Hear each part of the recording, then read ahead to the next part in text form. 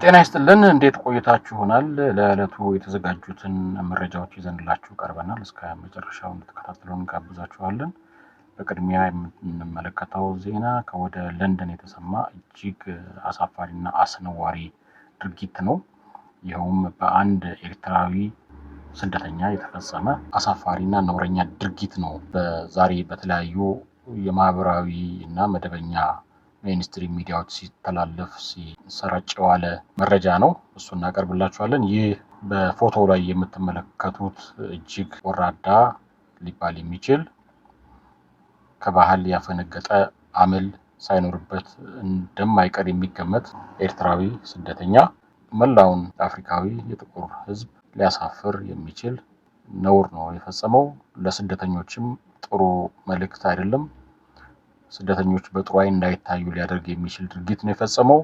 ድርጊቱ ምንድነው የሚለውን እንመለከታለን። በእንግሊዝ ሀገር በለንደን ከተማ አረጋዊውን አስገድዶ የደፈረው የ33 ዓመቱ ኤርትራዊ ስደተኛ ጥፋተኛ ተባለ። ምዕራብ ለንደን ሃሮው በሚገኝ የአንድ ቤተክርስቲያን ቅጥር ግቢ ውስጥ አንድን ወንድ አረጋዊ ሰው አስገድዶ የደፈረው ይህ የ32 ዓመት ኤርትራዊ ስደተኛ ብሩክ ደሳለኝ በጥፋተኝነት ተይዞ ለፍትህ መቅረቡን ነው የሃሮው ክራውን ፍርድ ቤት ያስታወቀው ወይም የሃሮው ዘውድ ፍርድ ቤት ያስታወቀው። እንደ አቃቤ ሕግ ማስረጃና የክስ መግለጫ ድርጊቱ የተፈጸመው ባለፈው ዓመት ሐምሌ 23 ቀን እኩለ ሌሊት ላይ ነበር። ተከሳሹ ብሩክ ደሳለኝ በወቅቱ ከፍተኛ የአልኮል መጠጥ ጠጥተው ሰክረው በቤተክርስቲያኑ አቅራቢያ በሚገኙ አግዳሚ ወንበር ላይ ተቀምጠው የነበሩትን ለሕግ ጥበቃ ሲባል ስማቸው ያልተጠቀሰውን እድሜያቸው በ60ዎቹ አጋማሽ የሆኑ አረጋዊ ጡረተኛ በጉልበት በመጎተት ከወንበሩ ላይ አውርዷቸዋል። በመቀጠልም በቅዱስ ዮሐንስ ቤተክርስቲያን አቅራቢያ ወደሚገኝ ሳር የለበሰ ምድር እና የግንባታ ማገጃ ወይም አጥር በስተጀርባ በመውሰድ ለ20 ደቂቃዎች የቆየ አሰቃቂ ያስገድዶ መድፈር ጥቃት ፈጽሞባቸዋል። ጥቃቱ እየተፈጸመ በነበረበት ወቅት በአቅራቢያው በሚገኝ የመኖሪያ ቤት መስኮት ላይ የነበረች አንዲት ምስክር ድርጊቱን ተመልክታ ለፖሊስ ጥሪ በማድረጓ የወንጀል መከላከል ክፍሎች በፍጥነት ወደ ስፍራው ሊደርሱ ችለዋል።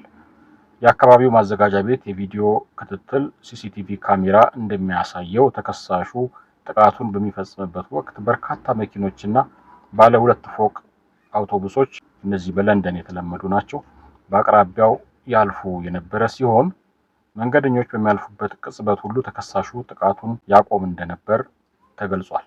ሲያልፉለት ወይም ደግሞ ጭር ሲል ደግሞ ይቀጥል ነበር ማለት ነው። ፖሊስ በቁጥጥር ስር ከዋለው በኋላ ባደረገው የምርመራ ቃለ መጠይቅ ተከሳሹ በአስተርጓሚ ታግዞ በሰጠው መግለጫ አረጋዊው ሰክረው ስለነበር ልረዳቸው እየሞከርኩ ነበር በማለት ክዶ ነበር። ሆኖም የምርመራ መኮንኖች የማዘጋጃ ቤቱን የቪዲዮ ማስረጃ ሲያሳዩት ቃለ መጠይቁን አቋርጦ ከአማካሪ ጠበቃው ጋር ከተነጋገረ በኋላ ተጨማሪ ቃል ከመስጠት ተቆጥበዋል። የተከሳሹ ጠበቃ ለዳኞች በሰጡት መከላከያ ድርጊቱ ስለመፈጸሙ በቂ ማስረጃ የለም በማለት ዳኞች ስሜታዊ ውሳኔ እንዳይሰጡ ቢከራከሩም ዳኞች ግን የቀረበውን የቪዲዮ እና የአይን ምስክሮች መነሻ በማድረግ ተከሳሹን ሙሉ በሙሉ ጥፋተኛ ነው ብለውታል።